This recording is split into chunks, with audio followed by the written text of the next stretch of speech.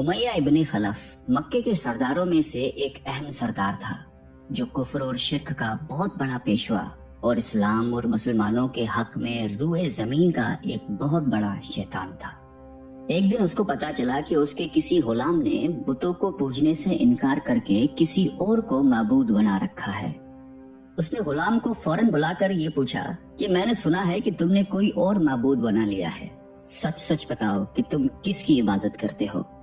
गुलाम ने कहा कि मोहम्मद सल्लल्लाहु अलैहि वसल्लम की खुदा की।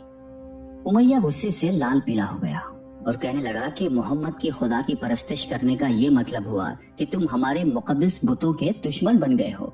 सीधी तरह राह पे आ जाओ वरना जिल्लत के साथ मारे जाओगे। मैं ये हरगिज बर्दाश्त नहीं कर सकता हूँ कि तुम बुतों की पूजा करने वाले के गुलाम रहकर मोहम्मद की खुदा की परस्तिश करो। वो गुलाम जो तौहीद का सच्चे दिल से शैदाई हो चुका था, उसने बेधड़क उमैया को जवाब दिया कि मेरे जिस्म पर तो तुम्हारा जोर चल सकता है, लेकिन मैं अपना दिल और अपनी जान मोहम्मद सल्लल्लाहु अलैहि वसल्लम और उसके खुदा के पास रख चुका हूँ। अब अल्लाह की इबादत ही मेरी जिंदगी का मकसद है और तुम्हारे खुद से बनाए हुए बुतों को पूजना मेरे बस की बात नहीं है। ये जवाब सुनकर उमैया बिन खलफ गैज़ व गज़ब से दीवाना हो गया। एक गुलाम ने उसे बेधड़क जवाब दे दिया था। उसने कड़क कर कहा कि अच्छा, तो फिर अपनी बेदीनी का मजा चख, देखूंगा मैं कि मोहम्मद और उसका खुदा तुझे कैसे बचाते हैं। उमैया के तशद्दुद शुरू हो गए। मक्का की जमीन गर्मी के सबब बड़ी मशहूर थी।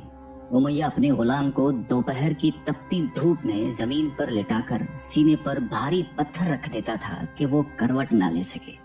फिर कहता था कि मोहम्मद के दीन से बाज आ जाओ, लेकिन इस जुल्म के बावजूद भी उस गुलाम के मुंह से सिवाय अहद के कुछ नहीं निकलता था।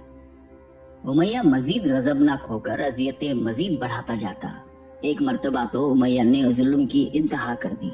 पूरा एक दिन और पूरी एक रात गुलाम को भूखा प्यासा रखा और तपती हुई रेत पर लेटाकर उसे तड़पने का तमाशा देख रहा था।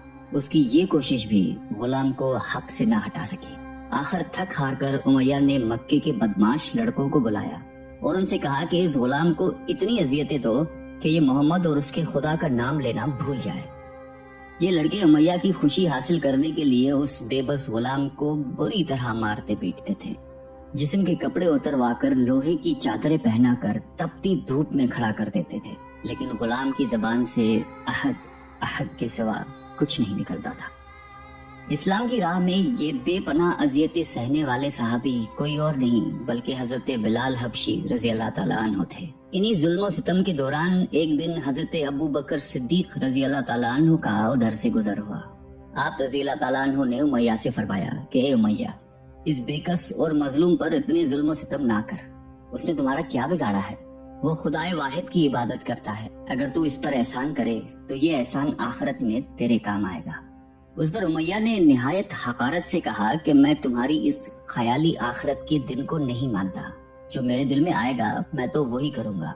सिद्दीक अकबर उस जवाब पर काफी अफसरदा हुए, लेकिन फिर भी आप रजी अल्लाह ताला अन्हु ने उसे समझाया कि इस मजलूम पर जुल्म सितम के पहाड़ तोड़ना तेरी शायान शान नहीं है। जिस पर उमैया ने तंग आकर कहा कि अगर तुम इसके इतने हमदर्द हो तो इसे खरीद क्यों नहीं लेते। हजरत अबू बकर सिद्दीक झट तैयार हो गए और फरमाया कि बोलो क्या दाम लोगे।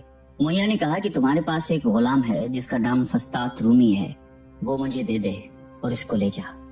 हजरत अबू बकर सिद्दीक रजी अल्लाह ताला अन्हु फौरन ही राजी हो गए, जबकि उमैया का ख्याल था कि फस्तास एक निहायती कारामत गुलाम है जिसकी कीमत ज्यादा है और हजरत अबू बकर सिद्दीक रजी अल्लाह ताला अन्हु उसे देने से इनकार कर देंगे। मगर आप फौरन राजी हो गए। तो उमैया को सख्त मायूसी हुई और उसने साथ ही 40 उकिया चांदी की फरमाइश की। उसे भी हजरत अबू बकर सिद्दीक रजी अल्लाह ताला अन्हु ने बखुशी अदा कर दिया। हजरत बिलाल रजी अल्लाह ताला अन्हु को साथ लेकर दरबारे रिसालत में हाजिर हुए और सारा माजरा कह सुनाया। आप सलातुस्सलाम निहायत ही खुश हुए और फरमाया कि अबू बकर, इस कार खैर में मुझे भी शरीक कर लो। सिद्दीक अकबर रजी अल्लाह ताला अन्हु ने फरमाया कि या रसूल अल्लाह, मैं इसे खुदा की राह में आजाद कर चुका हूँ। ये सुनकर ज़बान रिसालत से सिद्दीक अकबर रजी अल्लाह ताला अन्हु के लिए कलमा रहमत जारी हो गए। हजरत बिलाल रजी अल्लाह ताला अन्हु ने इस गुलामी में 28 साल गुजार दिए, लेकिन आप चूंकि निहायती नेक और पाकीज़ा तबीयत के थे, لہذا جب حضرت صلی اللہ علیہ وآلہ وسلم نے دعوت توحید دی تو آپ نے فوراً اسے قبول کر لیا، اور یوں آپ سابقون الاولون کے مقدس جماعت میں شامل ہو گئے۔ رہائی پانے کے بعد حضرت بلال ہمیشہ آپ صلی اللہ علیہ وآلہ وسلم کی خدمت میں حاضر رہتے تھے اور دل و جان سے نبی پاک صلی اللہ علیہ وآلہ وسلم کی خدمت بجا لاتے۔ آپ صلی اللہ علیہ وسلم حضرت بلال کو کسی بھی چیز کا حکم دیتے تو آپ اپنی جان بھی لڑا دیتے۔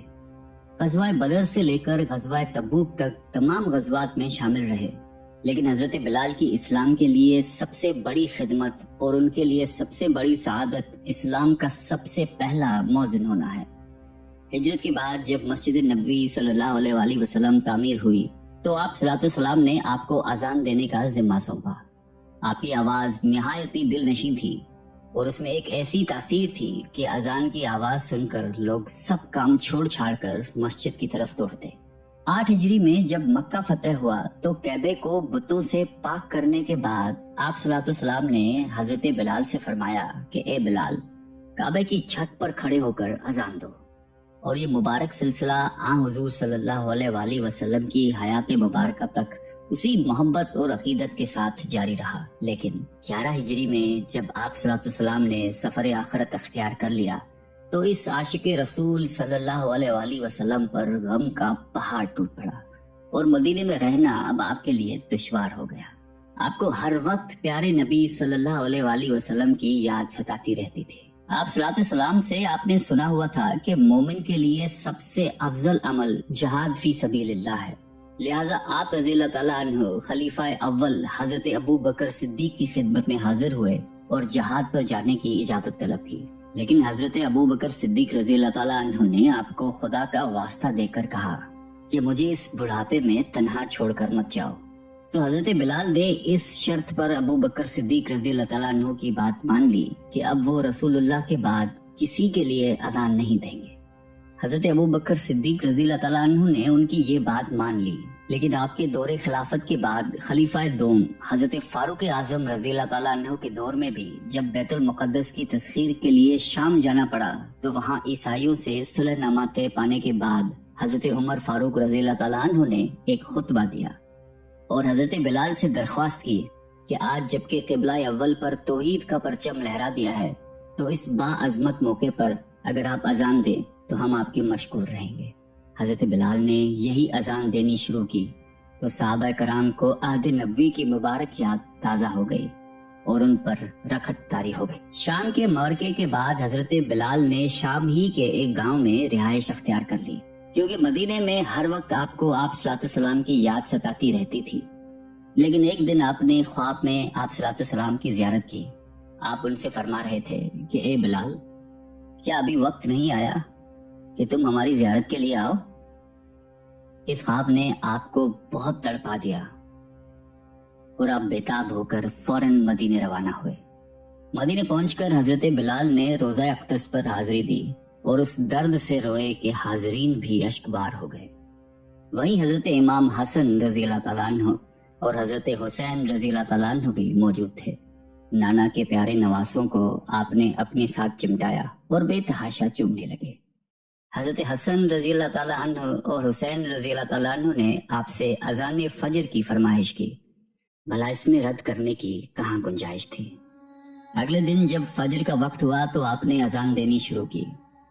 لوگوں کی عہد رسالت کی یاد تازہ ہو گئی اور لوگ اس طرح روتے ہوئے مسجد کی جانب چلنے لگے جیسے کہ نبی پاک صلی اللہ علیہ وآلہ وسلم کا دور واپس آ گیا ہو۔ ایسا دردناک منظر اس کے علاوہ کبھی دیکھنے میں نہیں آیا۔ حضرت بلال حبشی رضی اللہ تعالیٰ عنہ نے 60 سال کی عمر میں وفات پائی۔ آپ کا مزار دمشق میں ہے۔ آپ کو دربار رسالت میں خاص مقام حاصل تھا۔ آئیے ہم سب اللہ تعالیٰ سے